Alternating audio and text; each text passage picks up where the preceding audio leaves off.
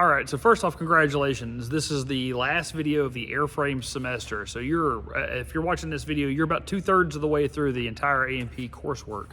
And this video itself is just going to be airframe inspections. It's just a review of all the different things that you're looking for on a 100-hour or an annual, mostly in legal terms, so that way we can do an annual on an aircraft like the one behind me here in class. So you guys are all going to split up and everybody take a portion of it and then work their way through it, so that way you have a real experience on what it looks like to do a 100-hour or do an annual or whatever.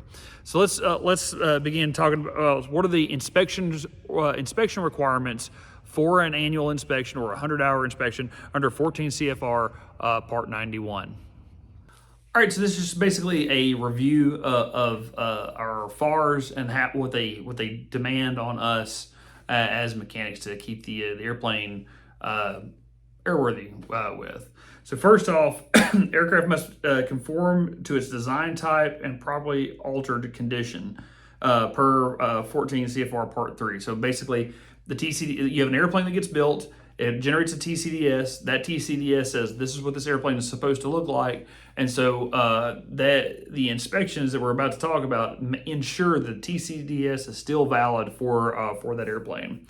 Secondly, the aircraft must be in a condition for safe operation.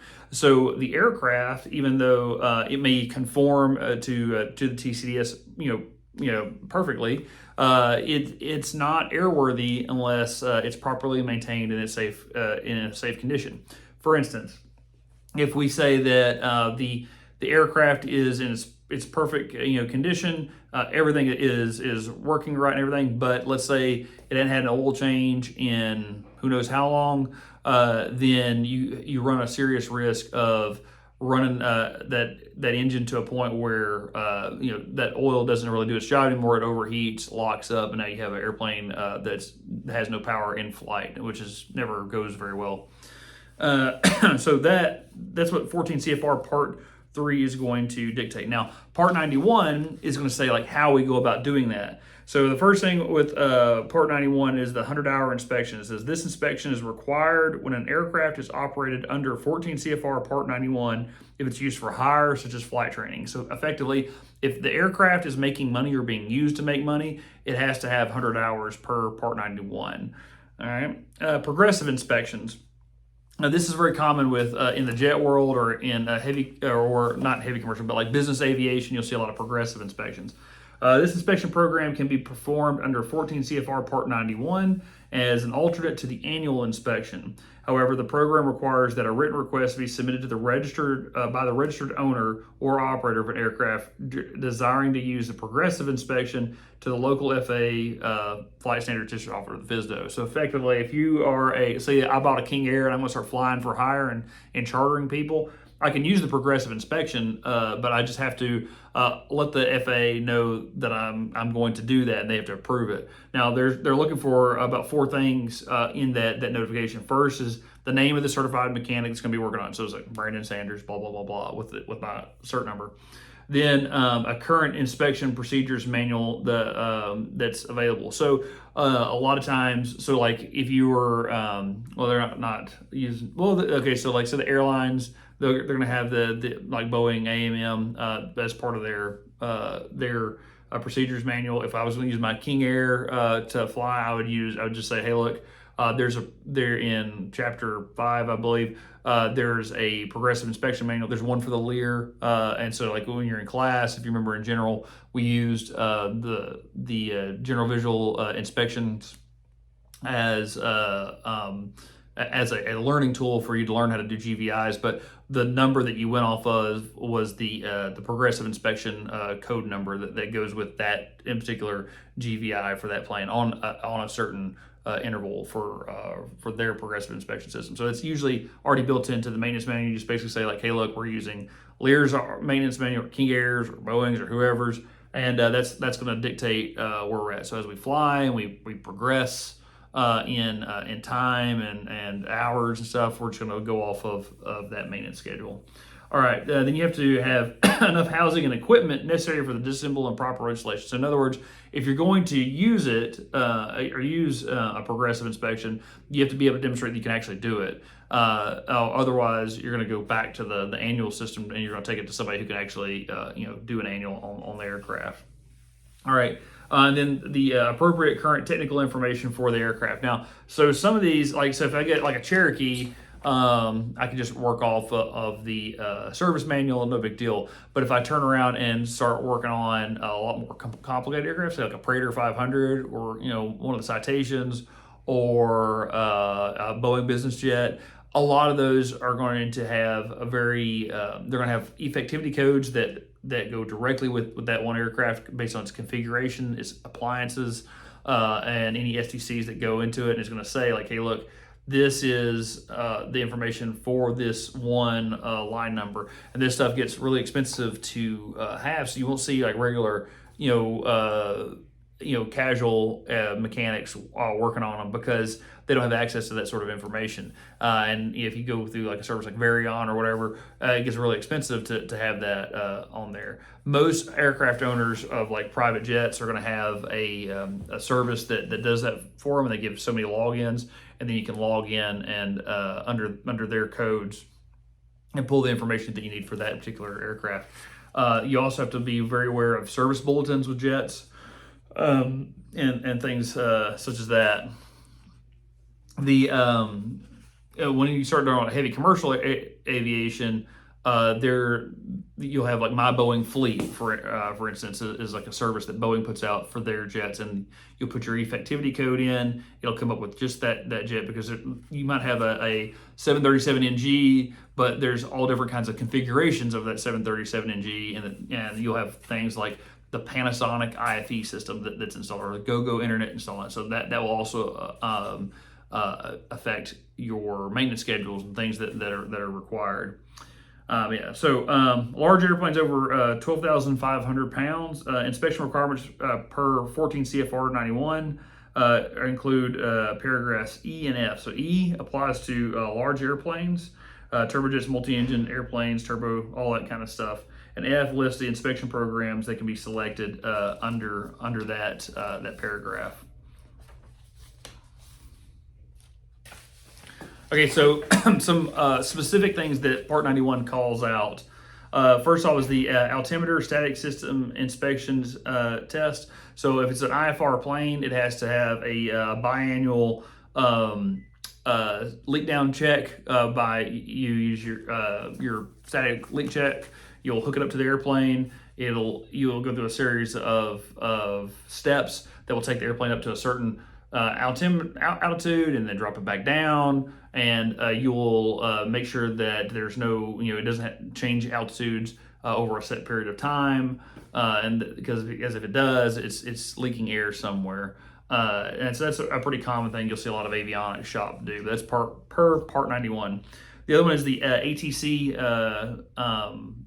transponder check. So you're going to do an operations check on your transponder. Usually not that expensive, not very long and intended, but it's something you have to do on a biannual basis per Part 91. An ELT check. So under operating rules of Part 91, most small U.S. registered civil airplanes are equipped to carry more than one person, must have an ELT attached to the plane. So you're specifically looking to do an operational check, and you're looking at the batteries. So the batteries are required to be replaced on that date, on the date that it's the manufacturer states, or when the transmitter has been used for more than one cumulative hour. So if you do 5 minutes here, 5 minutes there, it all goes against your hour. And so that's your Part 91 inspections that you're required to keep up with as an A&P mechanic. So if you're going to do an annual on an aircraft, that's something that you want to be cognizant of. Most of the time, if it's going to be a 135 operation that has a progressive inspections agreement with the FAA, or if you are working for a heavy commercial aircraft, you really don't have to worry too much about Part 91. It's all going to be baked into the system. Where it becomes really monumental is that if you're a casual mechanic and you're looking through somebody's logbooks and says like, hey, look, I see that you don't have this, you need to get these things done. Now let's talk about just other CFRs that are applicable to aircraft inspections. This is mostly going to be a review from your general semester, but it's helping prep you for the airframe test and for your work as an aircraft mechanic, especially if you get out into general aviation. Okay, so 14 CFR in Chapter 1 breaks into several different parts. Whenever someone says this is a Part 91 rule, or they're a Part 135 operation, or a Part 137 operation, that's what they're referring to. 14 CFR, Chapter 1, and that chapter is broken into different parts. And there's a lot there, and there's a lot that impacts us as maintainers. So let's just go, we're going to take Chapter 1, and we're going to pick out the ones that are the most applicable to us. So first off is Part 21, the certification procedures for products and articles. So you'll see that when you start going through the TCDS, you'll see it's certified under what, and you'll see CAR 3 is one of the things that will certify planes, and Part 21 could certify certain articles inside of the plane. So that one you'll probably not really encounter it too much until you become an IA, but just know that it's out there. Okay, so Part 23, airworthiness standards of the normal category airplanes. That's the most common certification that's out there. So Part 23 basically is the certification standards by which the Cherokee that I own is certified by, as well as most other small airplanes. All right, Part 25, the airworthiness standards for transport category airplanes. Those are like heavy commercial aircraft. They're all certified under Part 25. Part 27, the airworthiness standards for normal category rotorcraft, as well as Part 29, the airworthiness standards for transport category rotorcraft. So a normal category rotorcraft would be like a Robinson, or maybe a Bell 206. But a transport category would be like the S-76 or a large business style helicopter that you might see flying around lower Manhattan or Dallas, for that matter. Part 33 is the airworthiness standards for aircraft engines. So all aircraft engines have to be certified for airworthiness under Part 33. All right, Part 35 is the airworthiness standards for propellers. Same thing. A propeller is certified for airworthiness under the standards of Part 35. Part 39, airworthiness directives. We're all familiar with airworthiness directives and what is required to comply with airworthiness directives. The federal law that dictates airworthiness directives is Part 39. All right, Part 43, the preventive maintenance, rebuilding, rebuilding, and alteration. So Part 43 is something that we should all be familiar with. AC 43 -13 or .1b is the advisory circular that goes with Part 43. Part 43 is the rule book for maintainers. So if you ever have a maintenance question on aircraft, most likely it's probably going to be in Part 43, or at least another part might be referenced by Part 43 and send you out to where you need to find it at. All right, Part 45, identification and registration marking, and Part 47 is aircraft registration. So one of the things that you're doing like a pre-buy on an aircraft, that's something you want to check. Is it registered? Yes or no? What is it going to take to get it registered? And then if it is registered, is it marked per Part 45? Part 45 will tell you that like the aircraft letters have to be so big. If it's this type of aircraft, it's a legacy type of aircraft, or it's a show type aircraft, you'll have different requirements for the markings that are on them. But you'll find all that information in Part 45. Okay, Part 61 or Part 65 is the certification for airmen other than flight crew members. That means you, the airframe and power plant mechanic, and the inspection authorization.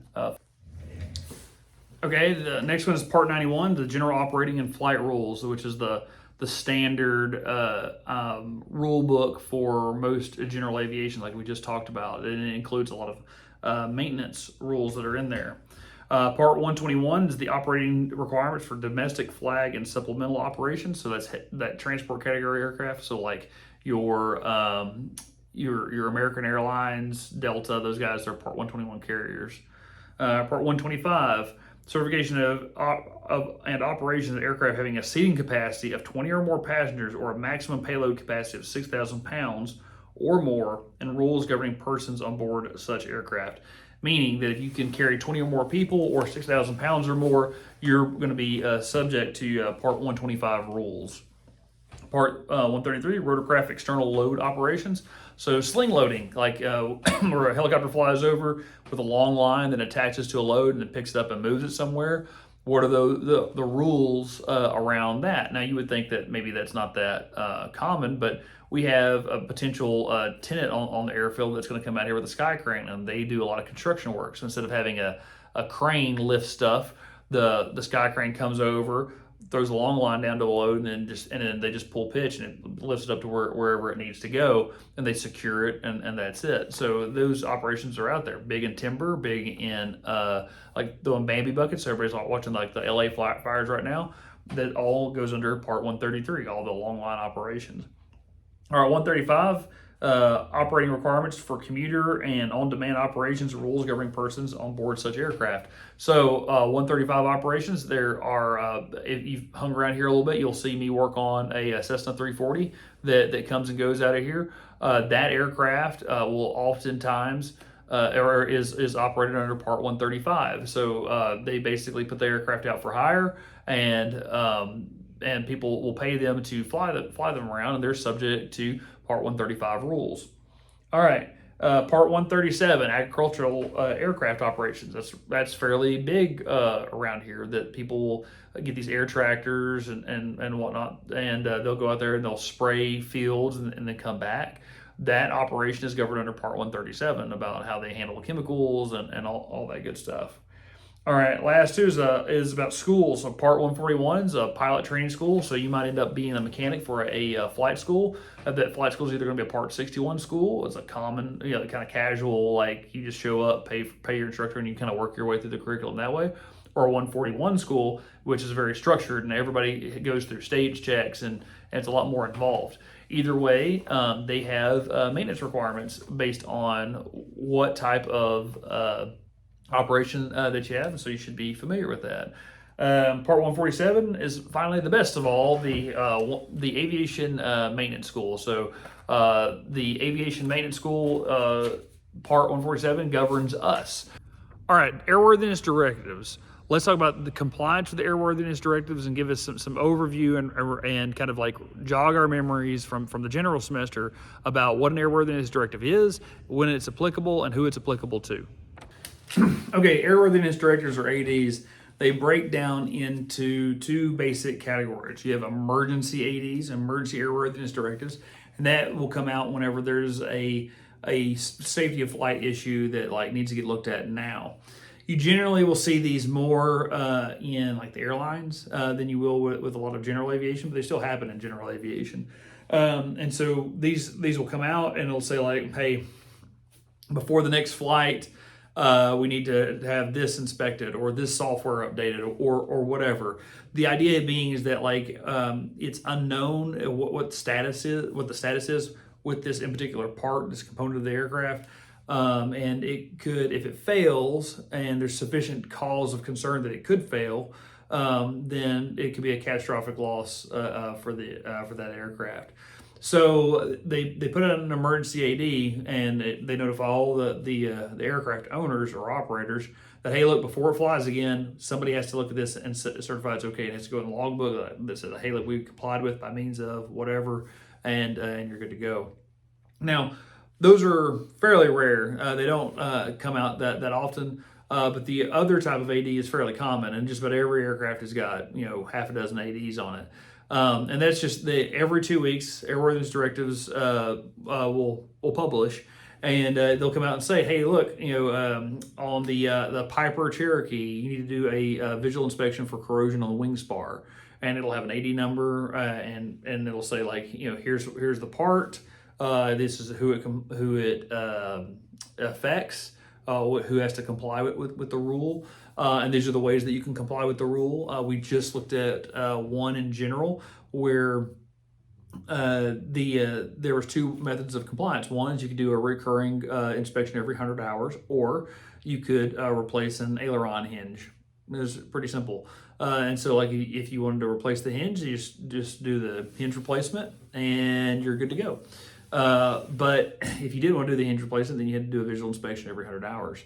And so that's an example of an AD. ADs can come out on any number of things. I know of an aircraft that crashed because there was an AD out on a magneto that wasn't looked at. Like they were doing all the ADs on the engine, but they forgot to look at the compliance or the appliances that are attached to the engine, and there was an AD out for this particular magneto because there's a chance that it could actually come apart in flight or something or another. But either way, it caused the aircraft to fail, and they had to put it down in the field. And so, that's all airworthiness directives. It's something you're probably familiar with, but whenever we go and look at doing an annual inspection, one of the first things that we're going to do is look at the logbook and see when was the last annual, when was the last ELT, when was the last transponder check, when was all the ADs complied with. You can subscribe to certain services that produce a list for the ADs and say like, for this aircraft, here are all the ADs that should be complied with. Here are the ones that are recurring, all that good stuff. Nothing really super stupendous. You're just going to get on DRS, the dynamic regulatory system, select AD, final rule, and then start looking up your ADs based on the AD number or the model number or whatever it is that you need to do. All right, let's talk about life-limited parts and their replacement intervals. Which parts are life-limited, which ones aren't, and then how do we determine the replacement interval for a certain life-limited part? All right, much like your car, whenever you buy a brand new car, you're gonna get a maintenance schedule that comes with that. Everybody knows that oil change is supposed to be happening every 3,000 to 5,000 miles, depending on the car, maybe up to 3 months, or maybe whenever it is the car tells you to, depending on the model of the car. But there's other things too. The timing belt has to get changed, the brake has to get changed, on and on and on and on. There needs to be a transmission drain and flush done. Airplanes are no different. They have certain things on there that have to come off and then come back on every so often. Now, Part 43.10 covers the disposition of life-limited parts. Whenever those parts come off the aircraft, what do? Now, at the end of their life, they have to be tracked and they have to be cataloged in the maintenance manual and then disposed of and mutilated as required by that part. So that way it can't get back into the supply chain and get mixed up. So they don't want to have like a faulty part get re-entered in. Now, this actually kind of came up here in Europe just within this past year, that there was an MRO putting fraudulent parts on the aircraft. Now, the part wasn't necessarily fraudulent. They were timed out and old, and they were reselling them like they were brand new parts, and they've been refurbished, and they hadn't. Now, where do you find the list of life-limited parts on an aircraft? Well, in the maintenance manual under Chapter 5, you'll find those life-limited parts, and they'll have all sorts of things. Some of them are really kind of out there, like certain parts have to get taken off at 10,000 hours, and most aircraft won't ever see 10,000 hours. My aircraft was built in 1967. It's only got like 3,500 hours. So 10,000 hours is a lot of hours on an airplane. So that's where you find them, and then now we know what to do with them. What happens if one comes off an aircraft because of whatever reason, and you put another one on? Well, that one that comes off needs to be tagged with the time on aircraft clearly noted onto it, and then whenever it gets installed on another aircraft, that time has to be noted in the maintenance manual, so that way anybody who's doing a logbook recon on it can understand what what is that aircraft's total time, so that way we know to take them off. Now, you as an A&P and eventually an IA, one of the first things you're going to do with an annual or 100 hours, you're just going to do a logbook recon. You're going to have to say like, hey, look, ADs, STCs, all this other good stuff, any kind of continuing airworthiness requirements for this aircraft. But the other thing you need to look at is life-limited parts. Now, most of the time, these don't really play a big factor because if you're working on small GA planes, most of the life-limited parts are fairly high up there in their limit, and the aircraft just generally never gets flown as much to get there, but they could.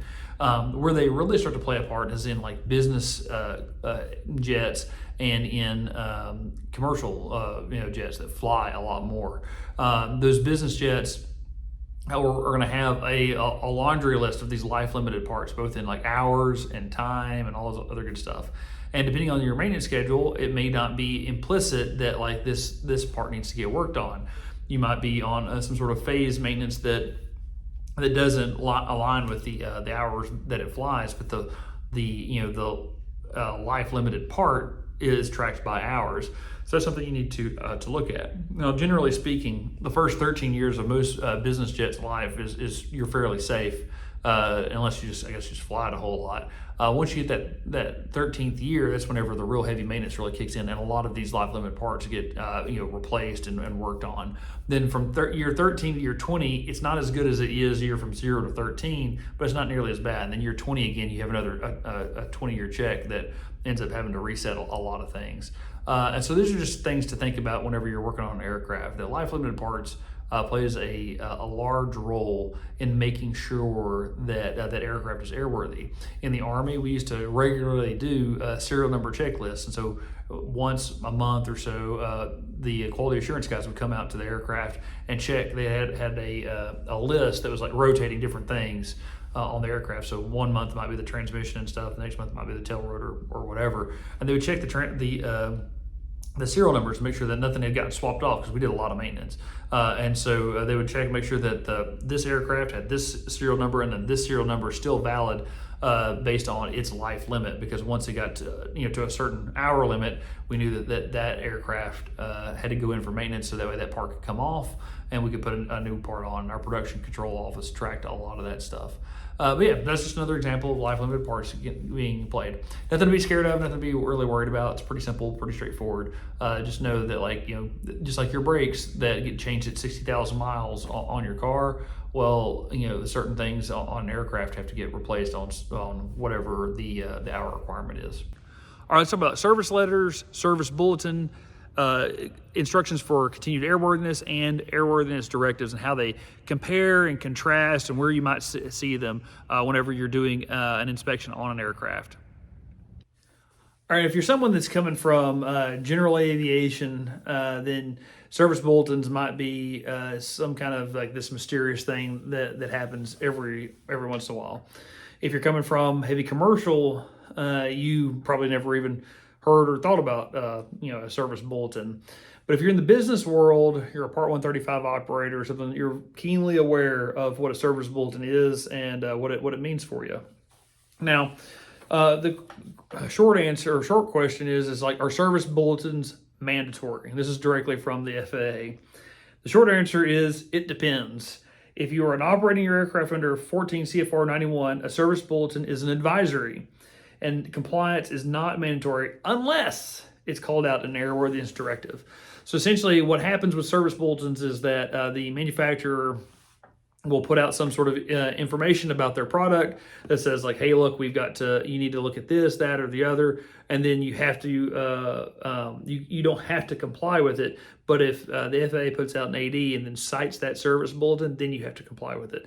I dealt with a Cessna 182 not too long ago that had several of these that the AD would say, hey, look, you need to look at this part of the aircraft, and they would say reference, Lycoming's service bulletin. So you have to go pull that service bulletin and do exactly what it says to be able to make sure that the AD is in compliance with it. Okay, so there's three things that service bulletins actually do for you. First, it informs you about the manufacturer's recommended inspection and maintenance items for your aircraft. So you don't want to just ignore them. That's the people that designed it and engineered it and ultimately hold a degree of liability for your aircraft. And so they have a vested interest that's aligned with your interest to make sure that that aircraft operates appropriately. So you want to pay attention to them and then follow whatever that service bulletin calls out. Secondly, it helps you detect trends and spot weaknesses. So a lot of times these service bulletins are started because of a growing trend that is being noticed among certain engines. So kind of go back to that 182, it was on the turbo of the 540 that was installed in it. And so they said that, hey, look, there's a lot of exhaust leaking around the 540 that's bad for carbon dioxide poisoning, it's bad for performance, and it's also bad for potential fires. And so there was a lot of welds that had to get checked. You had to like retorque bolts and all this other kind of stuff, and all of which were called out in a service bulletin. Thirdly, it advises you about the items that may be wearing faster than anticipated, or items that you or your mechanic might overlook. Now, so wearing faster than anticipated is a cause for concern. Whenever that aircraft is put together, a lot of the life limits and inspection intervals are based on projections. Like they expect, based on regular routine usage of this aircraft, that this part will only last for so long. Well, whenever it gets out into the real world, it encounters things that people never anticipated, or it might encounter some sort of threat vector that wasn't accounted for at the time, such as like rain or snow or cold differentials or pressure differentials that just simply they didn't think about. And so instead of being able to last 500 hours, it'll only last 100 hours. And so the service bulletins are an effective way for the manufacturers to reach down to the aircraft owners and say, hey, look at this thing. Now, they're only mandatory if the FAA makes them mandatory through an AD, but either way, they're good to have and good to pay attention to, because you don't want to be the first guy that's flying in that airplane when it fails before the service bulletin gets put out and before it's put into an AD. Keep in mind that like all these are kind of reactionary items. There's none of them that are they're forecasting, hey, look, this is probably going to go bad, you should do it now. Usually it comes from somebody found something happened, somebody crashed, or whatever. And so it's best that you pay attention to the data that's coming out, so that way you can keep the aircraft that either you own or you're responsible for in good working order and be safe that way. Okay, two more things that we need to talk about before we get off of this topic. One is service letters. Service letters are a lot like a service bulletin, except for they're more general in nature and they're never mandatory. They're simply kind of like a, hey, you should know about, and then they pick out a topic. This air filter is probably not going to be that good. You need to change to a different air filter, or whatever the situation may be. Now, manufacturers will put this type of information out. It's to your good to pick up on it, stay on top of it, and make whatever adjustments are required in order to be in compliance with the service letter. They're not mandatory, but they are really good for you to know about. The other one is instructions for continued airworthiness. Now, essentially, like as you develop a type of aircraft, you're going to put out an AMM of some variety, or a service manual for the GA crowd. So you'll have this manual, this maintenance manual, how to operate. And let's say there is a modification that happens to that aircraft, or an STC gets installed, or maybe there's something that they didn't really know about, and so now they need to change the maintenance manual. Well, changing the maintenance manual takes a little bit of a process. So they needed something to stopgap between the old manual and the new manual, and then the ICA became the answer for that. It's instructions for continued airworthiness. So it's basically a supplement to the maintenance manual, and it is valid until it gets incorporated into the new maintenance manual. And that's all it is. Usually it's going to go for aircraft, say like you had a brand new Cessna 172 SP, but then you decided you're going to take and put a G1000 in it, and because of that G1000, a couple of things had to get modified or changed, and that was okay versus the STC, but the maintenance manual didn't take that into account. So there's not a mechanic out there who hasn't like worked on an older airplane and said that, well, the maintenance manual says it's right here, but it's actually over here because that STC moved it from point A to point B. An ICA is basically there to help bridge that gap and incorporate new and updated maintenance instructions for those types of aircraft. What about special inspections? Inspections that are just kind of these one-offs. Where would we find those? What conditions would cause us to have to do them? And what do they look like? Okay, let's talk about special inspections. I can give you a real-world one. So both Keith and I are on a list of mechanics to call if the airport needs it, meaning that if one of the regional carriers comes in and they have something happen, they'll call us. Now, what will frequently happen is they will hit a bird coming into Texarkana. They're, for whatever reason, during a certain time of the year, the cormorants like to migrate through there. The buzzards like to get out there. There's always starlings and crows. And airplanes hit them all the time. It happens on a regular basis, especially the regional jet, because the smaller airplanes can kind of juke and jive and get around them, but the bigger planes that are going fast, that aren't that maneuverable, that are full of people, aren't going to go all over the place. They'd rather just hit the bird and hit the ground. Now, whenever this happens, the airplane can't fly again until it's been inspected and make sure that there's nothing that we need to worry about. And so they'll call us over there. We'll go and from maintenance control, they'll give us the inspection criteria for a bird strike inspection, and we'll go and make sure that the area that we hit or that hit the bird isn't significantly damaged or anything like that. That's just an example of a special inspection. It's not driven by hours, or it's not driven by time or anything else like that. It's just like an on condition if this happens. Another one that's really common is whenever an airplane lands either overweight or has a really hard landing, and if you suspect that it's sufficiently hard to inspect the airplane, it's going to say like, hey, look, if that landing is really, really bad, these are the different things that you need to look at during the inspection. Other ones are lightning strikes, real common in the airlines. Lightning will pop an airplane, and then you have to do a certain number of things to look for common damage that comes from a lightning strike. Those are all special inspections. Special inspections can be done any number of ways, and they're typically found in the maintenance manual. And if not, they're going to come from service bulletins or directly from the FAA. Or let's say we're inspecting an aircraft. One of the things, doesn't matter which aircraft we're looking for or we're looking at, that we're always going to be looking for is corrosion. Let's review, give a real overview of like how do things corrode, the types of corrosion, and what do we do whenever we find it. Okay, so like we said before, this isn't going to be an exhaustive class. It's really just a review of what you already know. And so we're going to go over the different types of corrosion and where they could manifest. So at the top of this graphic, we have a direct chemical attack in a battery compartment. So basically a direct chemical attack. There's nothing more than spilled chemical inside of the battery compartment. In this case, it's going to be battery acid. You generally won't see this as much anymore with sealed batteries, but you could come across it. And there's nothing saying that an ICAD battery can't leak as well. Once that fluid gets out of the battery and onto just bare metal, it's going to immediately start to have a chemical reaction for it, and the result is going to be corrosion. It can really weaken an aircraft. I worked on an aircraft not too long ago that had a battery was boiling over, and it was coming out the vent line trying to get that battery acid off the airplane, and that was going down the belly of the plane and causing it to bubble the paint. The next one is fretting corrosion. This is whenever two pieces of metal are going to be rubbing up against each other.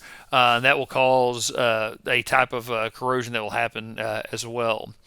Exfoliation corrosion is whenever there's something wrong in the metal on the subsurface and it starts to blow out like a pimple. The Lear actually has a lot of exfoliation corrosion on the tail. You can go around. I remember I would tell people this story all the time that I was walking through the hangar a couple days after we got it, and I noticed like a bubble where there previously wasn't one. I pushed on it and it kind of felt almost soft, even though it's the paint that's bubbled up. So I took out my pocket knife and I lanced it. Not unlike you would lance like a boil or a pimple, and all this water and this white chalky substance came pouring out. And that was the first time I've ever really encountered true exfoliation corrosion. All right, so dissimilar metal corrosion on this picture, it looks like there was probably something wrapped around that rod there. Anytime that you get two different types of metal side by side, there's going to be an exchange or a potential exchange of valence electrons in between them, and that the result is going to be the chemical reaction of corrosion. Once you have those two different dissimilar metals right there, the natural procedure is going to be trying to level set the electrons between them, and as those electrons move from one place to the next, corrosion is what you get. Filiform corrosion is probably one of the FAA's favorite types of corrosion, so you can be willing to bet you'll probably see it on a test somewhere. Now, it generally happens in warm, humid areas. Think kind of like Florida or something that has enough water vapor in the air, and it usually will start with scratches or holes or cut edges or some place where there's enough metal that's exposed to get it going, and it starts to form this nice little organic layer on it. And as it grows, it creates this worm-like substance underneath the corrosion. And so it can happen on steel, aluminum, magnesium. You never know. I mean, just about any type of metal that it comes across, it could form on. You definitely want to get it taken care of. It's usually pretty easy to spot because of that unique pattern, but don't let it go for too long because it'll weaken the metal and you can end up having to have major repairs done because of it. Then surface corrosion is pretty straightforward. It's just bare metal that's been exposed to the air, and then corrosion begins to form on it. You can think of this as like you think of old barn roofs that get a level of oxidation on top of it, just rust. Anytime that you have bare metal exposed to the outside air, you're going to get some level of surface corrosion, at some point or another, and that's just life and the way it is. It's also why we put a corrosion inhibitor primer on aircraft whenever we go to paint it, and then we turn around and then we paint it on top of that, because if not, it'll start to corrode, and once it gets started, it can be difficult to stop. All right, let's say that corrosion problem got really, really bad, and we had to now we have to do something about it. Let's talk about using approved data if we're having to, let's say, take a wing spar out or something really drastic. Okay, so let's have a refresher on approved and acceptable data. So approved data are things that come from the FAA that says like this data is approved for this repair. So like an STC contains approved data. A field approval includes approved data for a repair. So with that approved data, you can do a major alteration or a major repair. So let's define that. A major alteration is something that fundamentally changes the aircraft from the TCDS, like installing like installing a FLIR on a helicopter. That would be a major alteration because you're having to like cut into the structure and mount it and all this other good stuff. And so you'd have to have an STC, which is a form of approved data, to do that. Putting a Dynon panel in my airplane. It comes with an STC because it's a major alteration from the original TCDS configuration, and therefore it requires approved data. Now, acceptable data, on the other hand, is like a minor alteration. Usually you can use AC 4313 for a lot of these types of things, and so to kind of stay with the theme of my airplane, replacing the fuses with circuit breakers is considered a minor repair, and can be AC 4313, and the best practices that are included in there can be cited as the acceptable data that I'm going to work to. Now, what you can't do is do major repairs with just acceptable data. That doesn't work. You have to have those two things. So that is what approved data is versus acceptable data. Now, whenever you're doing annual or 100-hour on this plane, you're largely going to just be using the maintenance manual, which is acceptable data, and you're not going to turn around and you do major alterations or major repairs on a regular annual. Now, you might find something, say like you found a bunch of corrosion on a wing spar, and now you're going to take the wing off, replace the spar, and put it back on. That requires a field approval or approved data. If you're going to install something new and alter the aircraft, then that would require approved data. But for just doing regular maintenance, well, AC 4313 is there for regular maintenance, so that way you don't have to bother the FAA and slow everyone else down trying to get approvals done with, say, a Form 337 or something like that for just regular maintenance. That's it, and we'll see you in the power plant semester.